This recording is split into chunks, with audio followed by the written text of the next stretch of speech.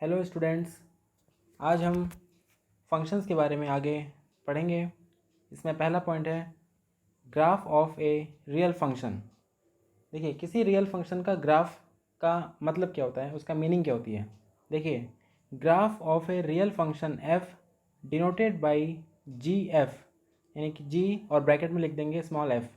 ठीक है, इसका मतलब होता है graph of real function F is the set of all points ordered pair X comma F X, यानी कि X comma F X type के जितने भी इसमें पॉइंट्स बनेंगे of the plane where X belongs to D F. यहाँ पे x क्या है, फंक्शन के डोमेन में से लेंगे हम, यानी फंक्शन एफ के डोमेन में जितने भी एलिमेंट्स होंगे, जितने भी रियल नंबर्स होंगे वो, तो जी एफ क्या हो जाएगा, G F is equal to, इसको हम सेट की फॉर्म में कैसे लिखेंगे, ordered pair X comma F X such that for all X belonging to D F. ठीक है, यानी कि फंक्शन के डोमेन में से हर रियल नंबर को लेकर उसके लिए जो फंक्शन की वैल्यू आएगी उसके साथ हम इसका बना देंगे ऑर्डर्ड पेयर। तो ये क्या बन जाएगा, पॉइंट। उस प्लेन पे जितने भी पॉइंट्स होंगे तो उसका सेट क्या हो जाएगा, वो ग्राफ ऑफ रियल फंक्शन को डिनोट करेगा।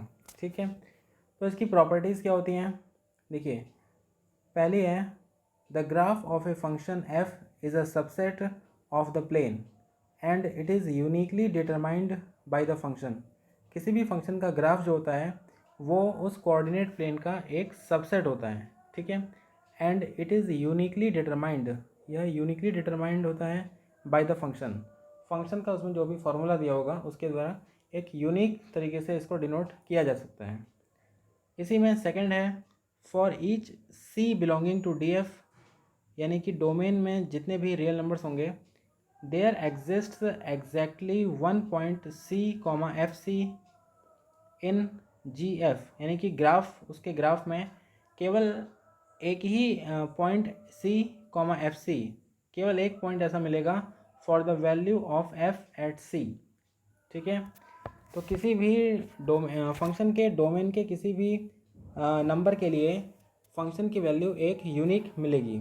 ठीक है, दो वैल्यू नहीं मिल सकती, कहने का मतलब है। ठीक है, इज़ यूनिकली डिटरमाइंड। ठीक है, तो किसी भी रियल नंबर के लिए फंक्शन की वैल्यू यूनिक रहेगी।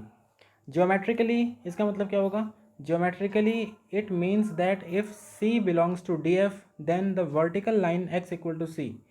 अगर सी बिलोंग कर रहा है डी एफ में, अगर सी डी एफ का कोई एलिमेंट है then the vertical line X equal to C, जो वर्टिकल लाइन हम खींचेंगे X equal to C will meet the graph in one point only. तो जो vertical line X equal to C है वो उस जो फंक्शन है उसके ग्राफ को केवल एक पॉइंट पे ही इंटरसेक्ट करना चाहिए। ठीक है, if a real number C does not belong to D F, अगर कोई रियल नंबर ऐसा है सी जो कि डोमेन में नहीं है, then the line X equal to C shall not meet G F, यानी कि ग्राफ को वो मीट नहीं करेगा एट ऑल, कहीं पर भी। ठीक है, यानी कि अगर कोई हम किसी फंक्शन के डोमेन से बाहर का रियल नंबर लेते हैं तो उसके लिए जो वर्टिकल लाइन हम ड्रॉ करेंगे एक्स इक्वल टू सी, तो वो उस फंक्शन के ग्राफ को कहीं पर भी टच या इंटरसेक्ट नहीं करेगी। ठीक है, इसके बाद आगे बढ़ते हैं। जैसे इस फर्स्ट वाले में देखिए, फर्स्ट वाले ग्राफ में ये है आपका एक्स एक्सिस और ये है वाई एक्सिस। ठीक है, इसमें एक ग्राफ बनाया गया है, एक कर्व बनाया गया है किसी फंक्शन का। तो ये क्या है, इस टाइप से पैराबोला टाइप का है। ठीक है, और यहाँ पे वर्टिकल लाइन हमने एक ड्रॉ की है एक्स इक्वल टू सी, और ये जो vertical line X equal to C हम देख रहे हैं ये वाली, ये इस कर्व को केवल एक पॉइंट पर यहाँ पर इंटरसेक्ट कर रही है। इसका मतलब ये एक फंक्शन को रिप्रेजेंट करता है। ठीक है, ये कर्व।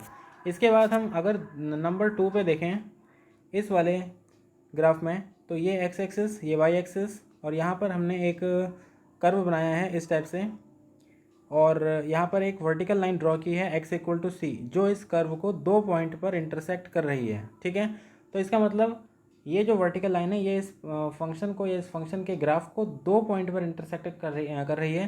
तो ये वाला जो कर्व है ये एक फंक्शन को रिप्रेजेंट नहीं करता है। ठीक है, तो ये चीज़ ध्यान रखिएगा, ये सेकंड वाला फंक्शन नहीं है और फर्स्ट वाला जो है फंक्शन को डिनोट करता है। ठीक है, तो इसके बाद आगे बढ़ते हैं नेक्स्ट। Some real functions. इसके बाद हम कुछ रियल फंक्शंस के बारे में पढ़ेंगे। इसमें फर्स्ट है कांस्टेंट फंक्शन। देखिए कांस्टेंट फंक्शन क्या होता है? A function which is defined as F x equal to C where C belongs to R, यानी कि फंक्शन की वैल्यू हमेशा सी रहेगी। सी मतलब यहाँ पर कोई कांस्टेंट है, कोई रियल नंबर है, ठीक है। तो इस प्रकार का कोई फंक्शन अगर हमें दे रखा है तो वो क्या हो जाएगा? कांस्टेंट फंक्शन कहलाएगा, ठीक है। अब इसका ग्राफ कैसा होता है? एफ एक्स इक्वल टू सी, मतलब एफ एक्स को हम क्या मान के चलते हैं? वाई। तो यहाँ पर कहने का मतलब है ये एक तरह से क्या हो जाएगा? वाई इक्वल टू सी, ठीक है। तो यहाँ पर देखिए X axis and this is Y axis and this is origin, ठीक है।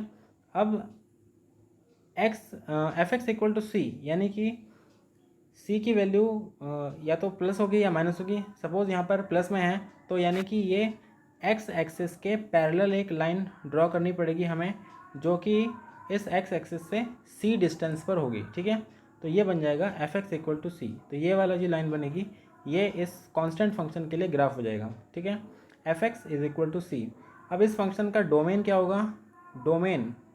Domain D F is equal to R, ठीक है। यानी कि the domain of the function will be R, क्योंकि यहाँ पर हम डोमेन में कोई भी रियल नंबर ले सकते हैं, उसकी वैल्यू क्या आनी है? सी कांस्टेंट, ठीक है।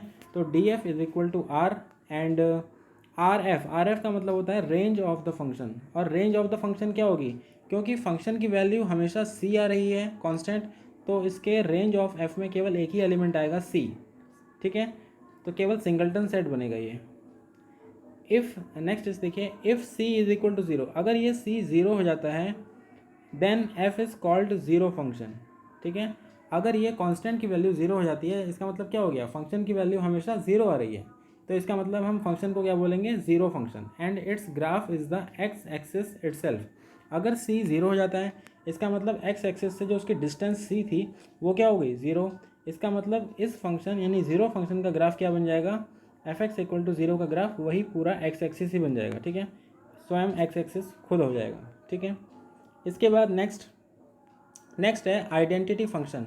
आइडेंटिटी फंक्शन क्या होता है? F x is equal to X, यानी कि जो वेरिएबल हम ले रहे हैं इंडिपेंडेंट वेरिएबल एक्स, उसकी वैल्यू वही रहेगी X for all X belonging to R, यानी कि हम जितने भी रियल नंबर्स लेंगे उनकी फंक्शन की वैल्यू वही आएगी एक्स, ठीक है। इसका ग्राफ कैसे बनेगा? देखिए सपोज ये है X axis and this is Y axis. तो F x equal to X का जो ग्राफ बनेगा वो एक्स एक्सिस से 45 डिग्री के एंगल पे एक जो स्ट्रेट लाइन बनेगी F x equal to X, ये ड्रॉ होगी। तो ये हो जाएगा इस फंक्शन के लिए ग्राफ। इसका डोमेन क्या हो जाएगा? D F is equal to R, क्योंकि कोई भी हम रियल नंबर डोमेन में हम ले सकते हैं, ठीक है। एंड रेंज ऑफ एफ क्या हो जाएगी? क्योंकि F x equal to X आ रहा है, यानी कोई भी रियल नंबर लेंगे तो वही रियल नंबर आएगा। इसका मतलब इसके रेंज में सारे के सारे रियल नंबर्स आ जाएंगे, ठीक है। तो इस प्रकार से ये आइडेंटिटी फंक्शन है और इसका ग्राफ ऐसे हम बना सकते हैं, ठीक है। इसके बाद नेक्स्ट देखिए polynomial function. A function F defined by F x is equal to, ये वाला देखिए, F x equal to A zero plus A one X plus A two X square plus dot dot dot plus A N X की power N, ठीक है। तो ये वाला जो फंक्शन होगा F x equal to A zero plus A one X plus A two X square plus dot dot dot plus A N X की power N, where यहाँ पर A zero A one A two dot dot dot A N ये सब coefficients जो हैं, coefficients क्या हैं? सब रियल नंबर्स हैं। एंड एन क्या है यहाँ पर? N is a non negative integer. N यहाँ पर क्या हो जाएगा? Non negative integer is called a polynomial function. तो इसको हम क्या कहेंगे? This is called a polynomial function. और इसके लिए डोमेन क्या हो जाएगा? D F is equal to R, क्योंकि यहाँ पर हम एक्स की कोई भी वैल्यू पुट कर सकते हैं, ठीक है। तो डी एफ क्या हो जाएगा? R. And if A N is not equal to zero then F is called a polynomial function of degree N. अगर जो सबसे हाईएस्ट पावर है यानी कि एक्स की पावर एन, अगर उसका कोएफिशिएंट क्या है? ये नॉट इक्वल टू ज़ीरो है, तो उस पॉलिनोमियल फंक्शन की डिग्री क्या हो जाएगी? एन, ठीक है। And if N is equal to one, अगर मैक्सिमम पावर जो वन हो जाए अगर इस पॉलिनोमियल की, if N equal to one then it is called a linear function. तो यही पॉलिनोमियल फंक्शन क्या कहलाएगा? Linear function. And if N is equal to two then it is called a quadratic function. In that case this is called quadratic function. And ठीक है, तो इसमें इसके बाद हम नेक्स्ट में आते हैं rational function. A function which can be expressed as the quotient of two polynomial functions that is F x is equal to ji x upon H X, ठीक है। अगर हम किसी फंक्शन को दो पॉलिनोमियल फंक्शंस के कोशेंट यानी भागफल के रूप में उसको हम लिखें, suppose F x equal to ji x upon H X, जहाँ पर एच एक्स क्या होना चाहिए, नॉट इक्वल टू ज़ीरो। यहाँ पर एच एक्स क्या होगा, नॉन ज़ीरो, क्योंकि जो हम डिनोमिनेटर में लेंगे वो ज़ीरो लेंगे तो ज़ीरो से भाग नहीं हो सकता, ठीक है। इसलिए एच एक्स को हमें क्या लेना पड़ेगा, not equal to zero. Then this is called a rational function, ठीक है। A function which can be expressed as the quotient of two polynomial functions that is F x equal to ji x upon H x, where h x is not equal to zero, denominator क्या होना चाहिए, non zero, then this is called a rational function. For example अगर हम इसका example देखते हैं तो क्या हो जाएगा, F x equal to 2 plus 5x² minus 3x³ upon 1 minus x², ठीक है। इसका मतलब इसका न्यूमरेटर और डिनोमिनेटर दोनों ही क्या हैं, एक पॉलिनोमियल फंक्शन है, तो एफ एक्स क्या हो जाएगा, F x is a rational function कहलाएगा, ठीक है। इसके बाद अगर इस फंक्शन के डी एफ यानी कि डोमेन की अगर बात की जाए तो देखिए डोमेन का मतलब यहाँ पर हम एक्स की वैल्यू क्या क्या पुट कर सकते हैं। अब ये फंक्शन को आप देखेंगे तो इसके डिनोमिनेटर में 1 माइनस x² है, तो डिनोमिनेटर क्या होना चाहिए, नॉट इक्वल टू ज़ीरो। और ये जो डिनोमिनेटर है किस किस पॉइंट पे ज़ीरो हो सकता है, x इक्वल टू +1 और -1 पे ये ज़ीरो हो सकता है। तो इसका मतलब हमें टोटल जो रियल नंबर का सेट है उसमें से +1 और -1 को हटाना पड़ेगा। इसका मतलब डोमेन ऑफ f क्या हो जाएगा, r माइनस -1, यानी कि 2 पॉइंट्स को हमने इसमें से हटा दिया है, तो ये बन जाएगा टोटल इस पूरे एफ एक्स फंक्शन का डोमेन, ठीक है। इसके बाद नेक्स्ट में आते हैं, पांचवा है modulus function. A function F defined by f x equal to mod x, इसको हम क्या बोलते हैं, मॉड ऑफ एक्स, ठीक है। तो a function f x equal to mod x that is, और एफ एक्स को हम लिखेंगे वाई इज इक्वल टू, तो इसकी वैल्यू क्या होती है, y is equal to x if x is greater than equal to zero, यानी कि एक्स जहाँ जहाँ पर greater than equal to zero होगा तो उसको तो हम सीधे एक्स लिख सकते हैं, और if x is less than zero, अगर एक्स की वैल्यू नेगेटिव है तो उसको हमें क्या लिखना पड़ेगा, माइनस से मल्टीप्लाई करके माइनस एक्स लिखेंगे, तो ये हो जाएगा वाई की value x and minus x.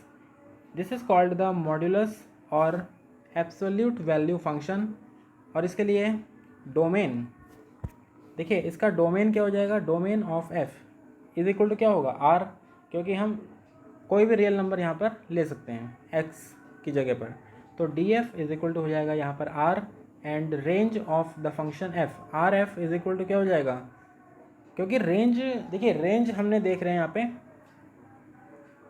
First case में अगर आप देखेंगे तो ये वैल्यू 0 या उससे बढ़ी ही आएगी एक्स की वैल्यू, और दूसरे केस में जो x लेस देन 0 पे वैल्यू है माइनस एक्स, हमें उसमें क्या करना है, माइनस से मल्टीप्लाई करना है, तब भी वो वैल्यू क्या रहेगी y की, पॉजिटिव ही रहेगी। इसका मतलब जो रेंज ऑफ द फंक्शन रहेगा वो हाफ ओपन इंटरवल बनेगा, ठीक है।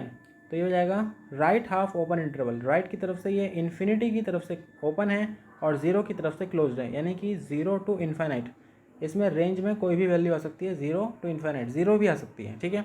तो इसका ग्राफ कैसे बनेगा, देखिए ये है एक्स एक्सिस और ये वाला है वाई एक्सिस, तो इसमें देखिए जहाँ जहाँ पर x greater than equal to 0 है, यानी कि जो पॉजिटिव डायरेक्शन है एक्स एक्सिस की, यहाँ पर जो फंक्शन का ग्राफ बनेगा कुछ ऐसे बनेगा, एक्स एक्सिस से ऊपर ही रहेगा, f x is equal to mod x, क्योंकि यहाँ पर है वाई इक्वल टू क्या है, एक्स, तो 45 डिग्री के एंगल पे हम ऐसे एक स्ट्रेट लाइन खींच देंगे, ठीक है। उसके बाद क्योंकि y की वैल्यू हमेशा क्या आ रही है, पॉजिटिव, तो अगर हम एक्स एक्सिस की नेगेटिव साइड में हम देखेंगे तो इधर भी क्या हो जाएगा, एक हम स्ट्रेट लाइन खींचेंगे जो कि एक्स एक्सिस से क्या बनाएगी, 45 डिग्री का एंगल, ठीक है। तो इन दोनों लाइनों को मिलाकर, दोनों स्ट्रेट लाइन को मिलाकर ये क्या बनेगा, f x equal to mod x का ग्राफ, ठीक है। तो इस प्रकार से ये मॉड्यूलस फंक्शन है। तो अभी के लिए इतना ही, थैंक यू।